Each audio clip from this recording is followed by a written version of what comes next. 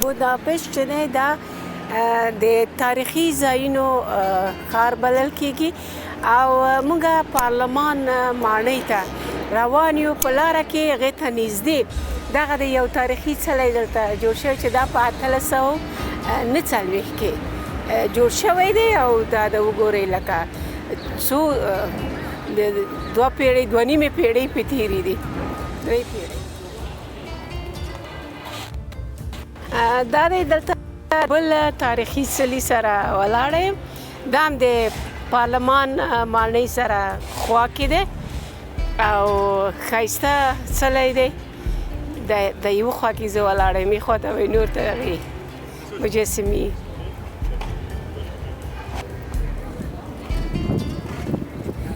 مونږ د بوداپشت هنګري هیواد د پارلمان ته راورسېدلو. دا مخامخ دا ښکلې ودانۍ چې ګورئ دا د پارلمان ودانۍ ده او دلته باید ته اول وخت واخلې، دننه ټکټ لري چې سړی ورځي هلته ګوري. نو چې موږ پښتنو کې ته باید وخت واخلې آنلاین. نو موږ نو ځکه موږ پرون هم تصمیم نه درلود دا بله ورځ چې موږ به دلته د هنګري هېواد ته راځو. کنه اپاینټمنټ به مو اخیستی و. دا موږ یې له دې خوا نه عکاسي وکړله، تاسو ته په کمره کې وکړله. د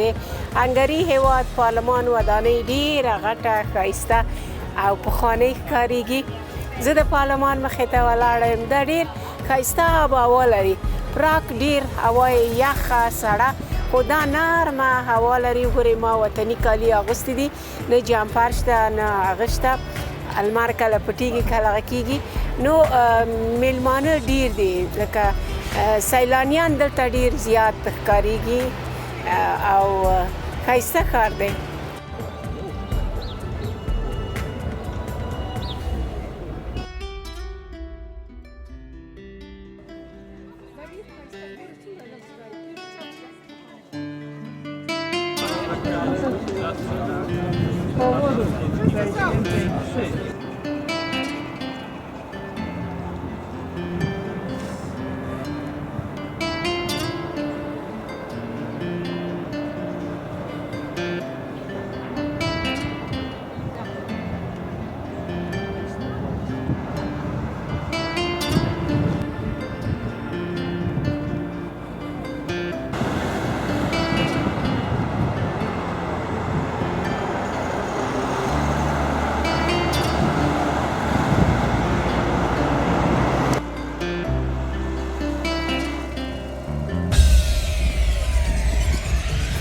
دا پارلمان په 1815 کې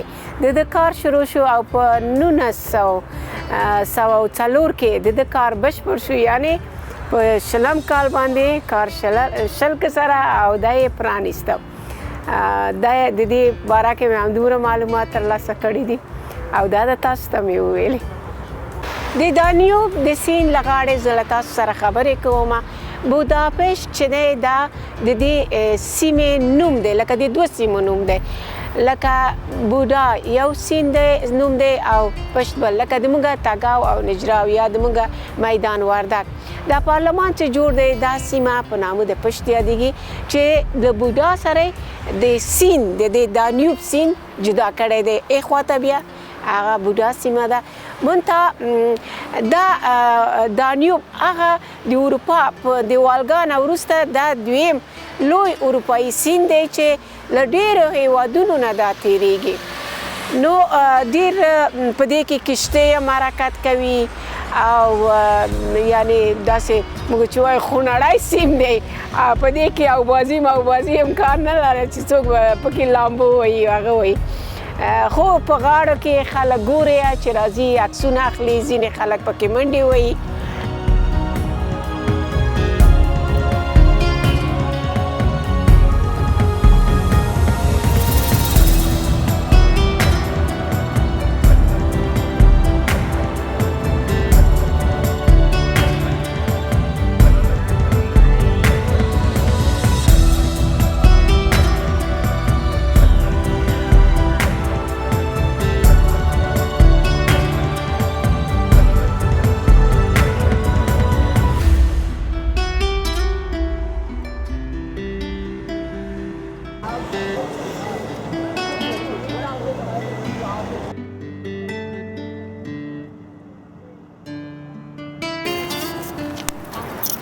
د دوی په تاریخ کې داسې وخت راغلی دی چې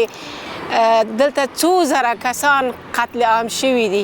چې په هغه کې 800 یهودیانو او دغه سیند ته هغوی مړي غورځول شوي چې د هغوی اکثر دلته د ښځو بوټونه دي چې د هغوی هغه اصلي بوټونه دوی پیدا کړي دي او دلته دوی په دې سیند غاړه کې دا ایښي دي سریښ کړي دي دا اصلي بوټونه دي هر د یوې میرمنې بوټ دی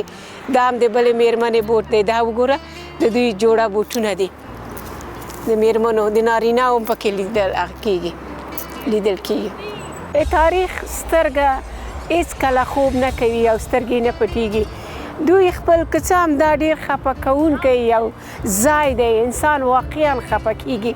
خو دوی خپل ښه او بد تاریخ ته سپاري او هغه نه پټوي ښه کار هم وګورئ تاسې پارلمان ولید چې همدا پارلمان تر اوسه پورې پکې فعاله دی او دوی کار وشکه اخلي او دا د پارلمان مخې ته دغه یو خفه کوونکی یو انځور دی د دې چې دې سیند د مایانو خوراک شوی دی دا دومره انسانان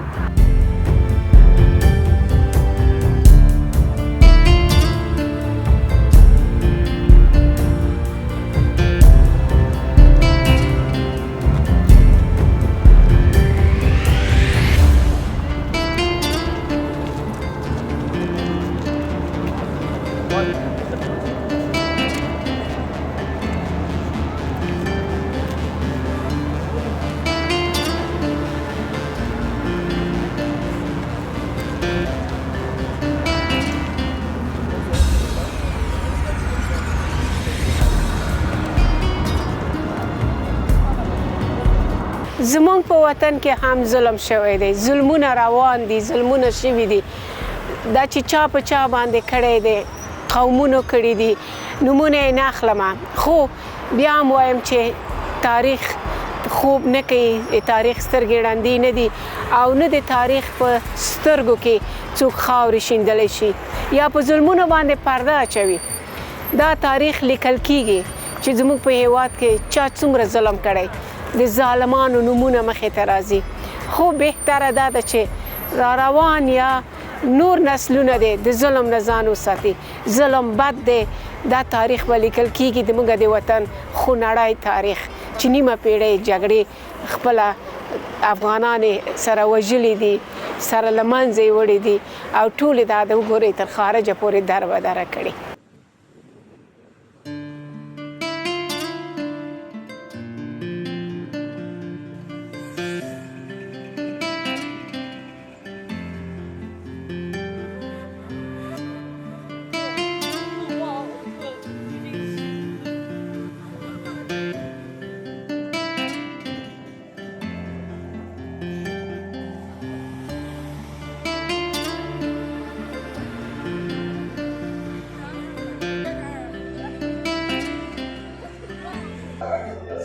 دغه ځای چې دی دا د سیلانیانو لپاره د معلوماتو د راټولولو مرکز دی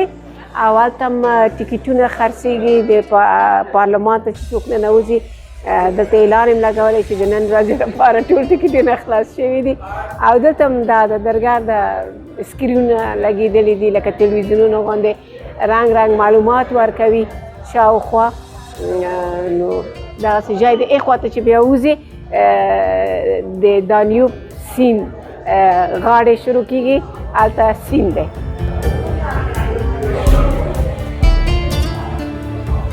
دا ګوره معلوماتي هغې دی سیند غاړه ښکارېږي د پارلمان ودانۍ ښکارېږي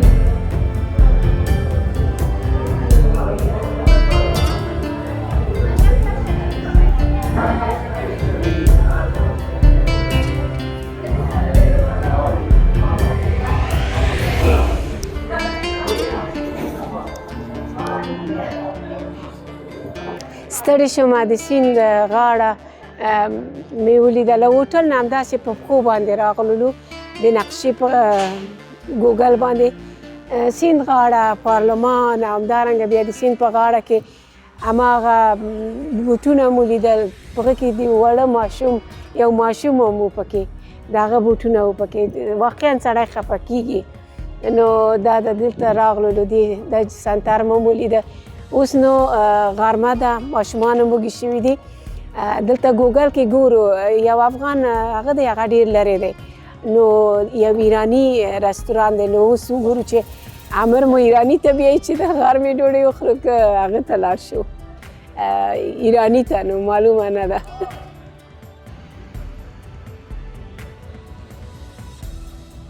تا ایرانی رستوران ته پیدا مو که دلته راغلو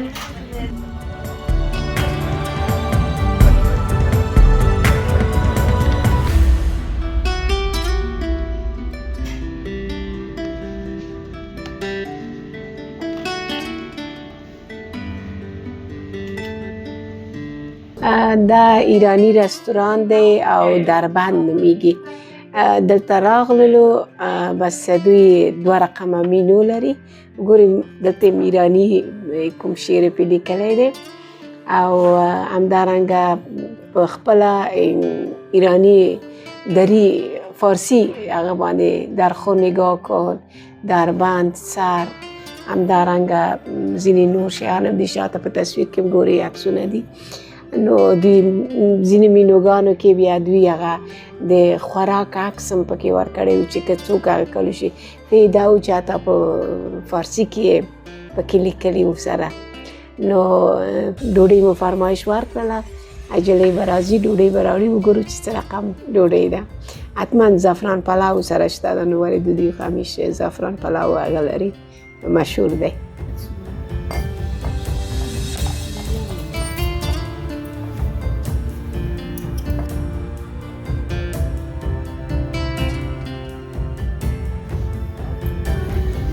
دا چکن دی او دا وای ترش دی